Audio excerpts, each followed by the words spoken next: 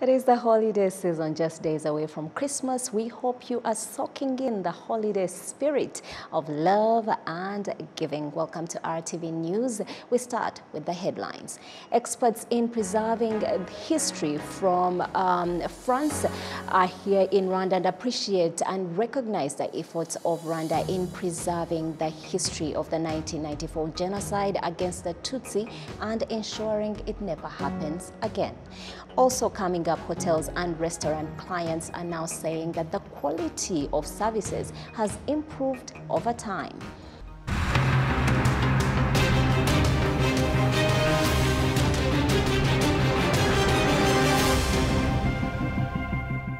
Welcome to RTV News. I am Isabel Masozera. Now top of our edition today, experts in preserving the history of genocide from France appreciate and recognize the efforts made by Rwanda in preserving the history of the 1994 genocide against the Tutsi, also ensuring that it never happens again.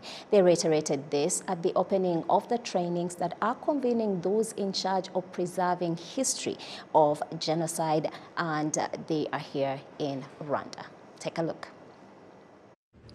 At the Kigali Genocide Memorial located at Gisozi, a number of people, including foreigners visiting the memorial site, show compassion and sadness while visiting various parts of the memorial. Some people from various countries say that visiting the memorial assists them in understanding and know more about the history that Rwanda went through. But for me, this is one thing that I've wanted to see since when I was in school, because we learned about this in school. And I've always wanted to visit here and see and learn the truth of what has happened. And thanks to the government of Rwanda for putting this together. This tells the exactly truth of what happened. And I'm so glad that they did this. And I'm so happy to have been here and to have discovered the truth finally. It's been quite touching. And I think it's a great museum, and it opens up one's eyes to what actually happened and the atrocities of everything. So I encourage people to come to see it and to definitely have an opportunity to learn more about what happened and to make sure it never happens again. Yeah, sure. We needed to come and experience it ourselves. And I must say that having come to the memorial, to the museum, it becomes even more real than to read about it or to hear people talking about it. And at the moment, I have a deep feeling of sadness that you can't capture in words. Stéphane Audouin-Rousseau, an expert in preserving the history of genocide from France at the Memorial de la Shoah, a memorial of the genocide perpetrated against Jews, appreciates efforts made by Rwandans in preserving the history of the genocide against the Tutsi.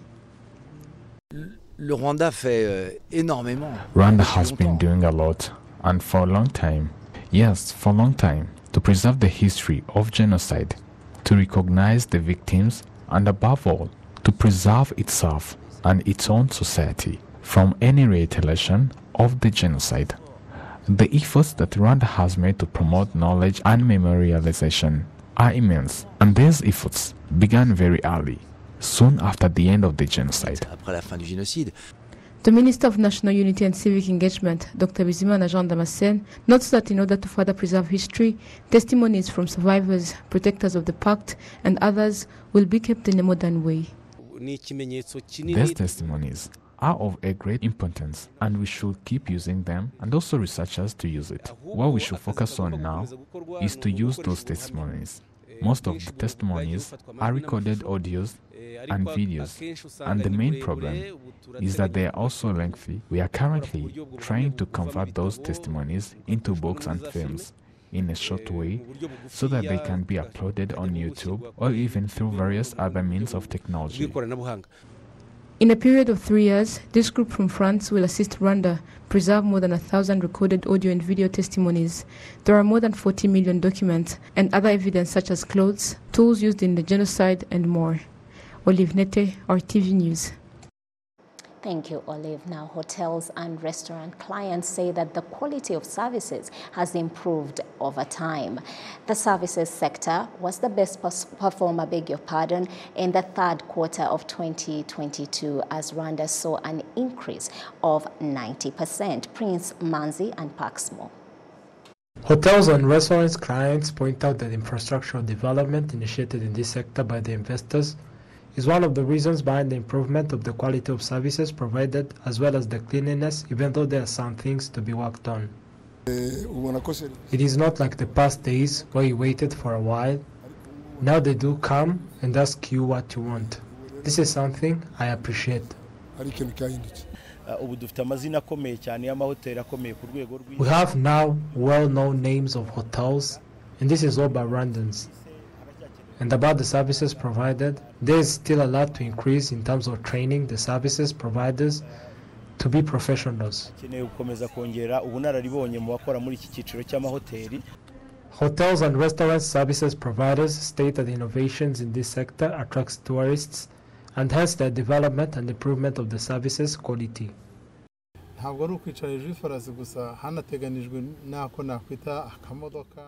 It is not sitting on the horses only. There is also a car used to transport the newlyweds. As they are being transported, hotels and restaurants do receive clients.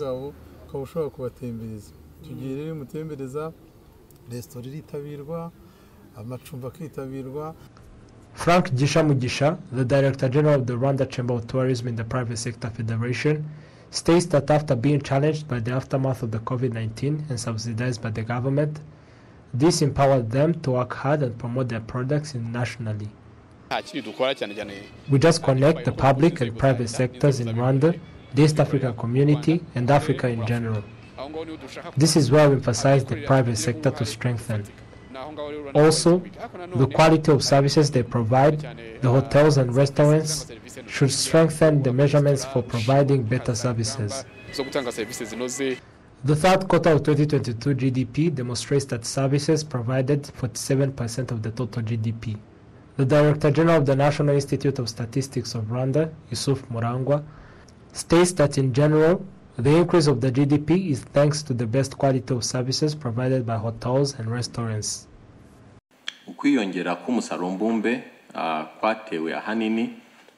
increase of the GDP is highly thanks to the good services provided, where the services provided by the hotels and restaurants increased by 90%.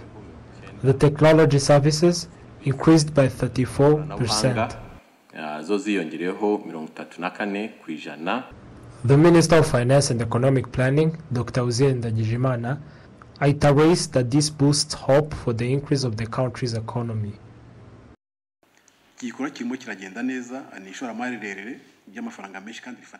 This is all going well.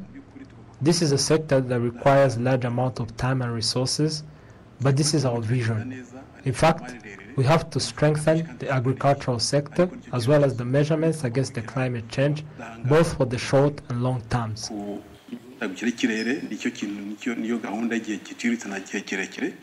the third quarter of 2022, Rwanda's GDP was 3,583 billion Rwandan francs from 2,758 billion Rwandan francs in the third quarter of 2021. In general, the transport services increased by 26% due to the increase of air transport by 81% and land transport by 17%. Prince Manzi, RTV News. Thank you, Prince. Now to regional matters. Burundi has won the race of speakermanship of the 5th East African Legislative Assembly. Now this comes after the stepping down of all the candidates from South Sudan, making Burundi stand unopposed. Betty Mutoni brings us this report. On Monday, 19th December 2022, the 63 members of parliament in all partner states of East Africa sworn in for the 5th East African Legislative Assembly, guaranteeing them the right to vote for the Speaker of this assembly for the next 5 years term. Before the election of the 5th East African Legislative on Tuesday, 20th December 2022, the clerk Alex Lumumba Obatri declared the stepping down of the South Sudan candidates from the race of speakership position for this assembly. The Honorable Dr. Ann Ito Leonardo, in the presence of Honorable Mukulia, also approached me to withdraw from the race. That leaves us with one candidate, and that is Honorable Joseph Ntakirutimana from the Republic of Burundi. The candidates representing South Sudan included Honorable Guy Deng, Honorable Gideon Gatpan, and Honorable Anna Ito, who later stepped down from the race, noted that they decided to do so to support Burundi as they get ready for the next term, which is 2027. So we agree that we will let Burundi lead the parliament this time. Come 2027, South Sudan will be ready and Burundi would be supporting our candidates. So we feel this is a win-win situation.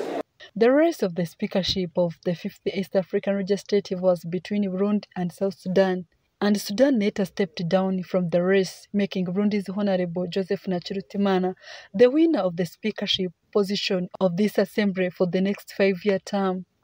I accept this noble duty in spirit of unity, brotherhood, and sisterhood of the people of the East African community. Allow me to take this opportunity to express my sincerest appreciation to my colleagues, honorable members of this House, for the confidence you have placed in me and for this huge responsibility that has been entrusted to me. The new elected speaker, Honorable Joseph Ntakirutimana, was born and raised from Burundi in July 1960, and he has been in politics for over 30 years.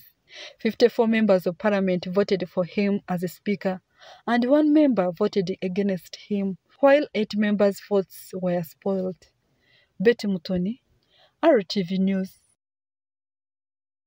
Staying with regional matters, refugees from Burundi who are currently living at Mahama camp in Kirehe district are saying that they are willing to return home. However, they are pleading with the government to first address the problems that prompted them to flee before they return home. Olive Wontete has more. It was a special day for the Burundians refugees residing in Mahama camp, while on this Tuesday, the delegation from Burundi visited them in this camp with the aim of sensitizing them to voluntarily return to their country. After a performance of Burundians that pleased refugees at the playground of Mahama camp, it was followed with discussions that aimed at speaking frankly on existing problems, where refugees clearly expressed their wishes before making the decision to return to their country.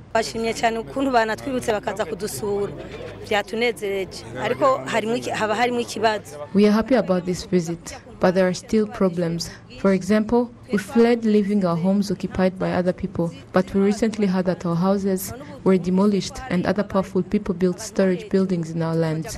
What if we go back home? What can we do about that?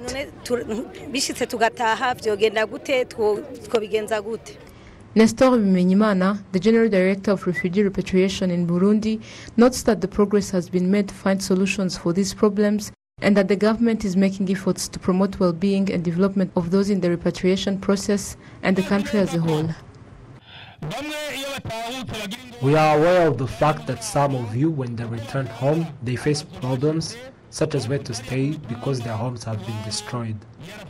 Leaders from local to those above are finding solutions to all your problems so that you can return home. Regarding security matters, we are working on it, and all will be allowed to return without any restrictions. We want to remind you that all of that is contained in the agreement made in Arusha, which is being implemented and is also in 2018 Constitution.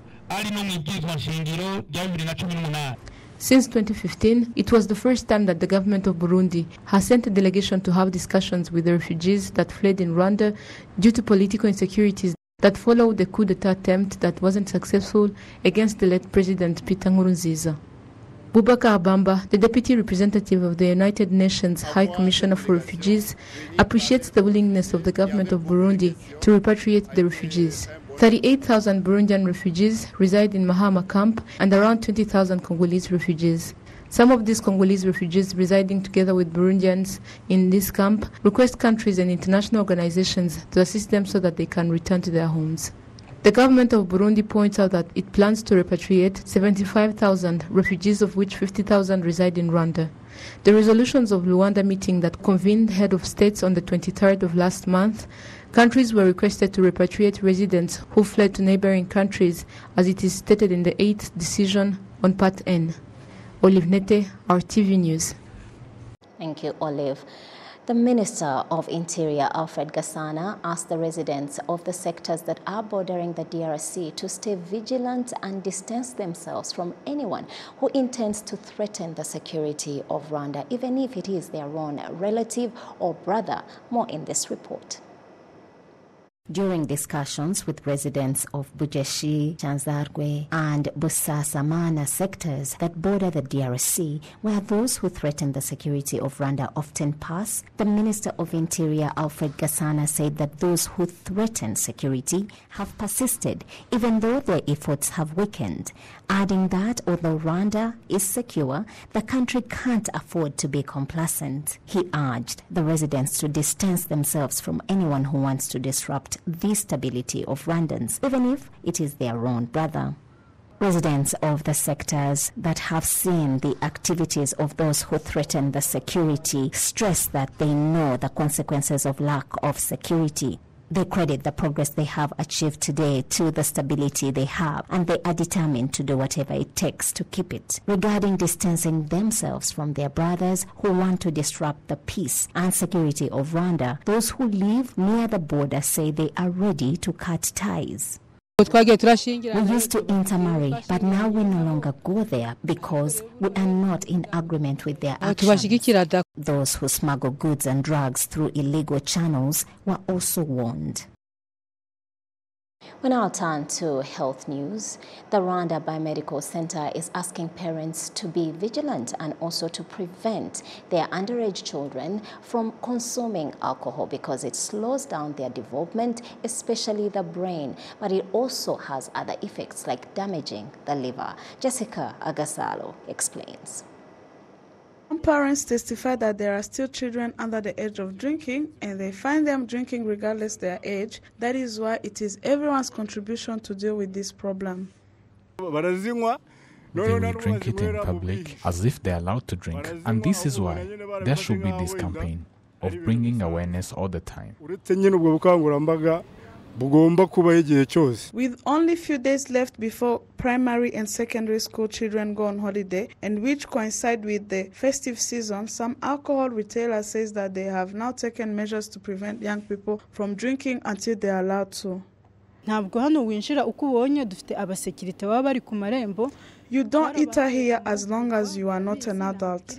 We have trained the security guard. Once they see you are under 18, they immediately turn you back without entering the bar. So we don't give alcohol to clients who are under 18.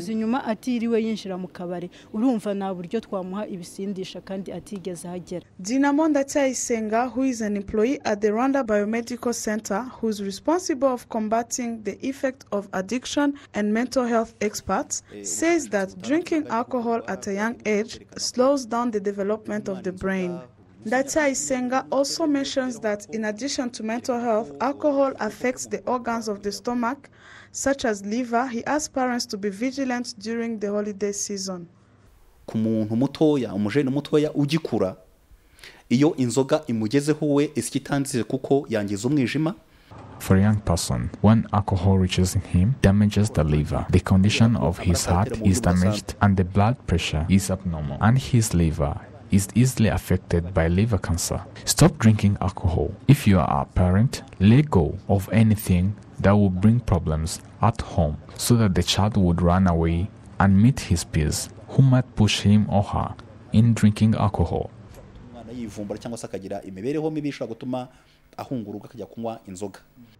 In addition to young people, pregnant women and breastfeeding women are also asked to avoid alcohol. We also urge young people to find other entertainment during the holidays, including sport and other things, but avoid drinking alcohol.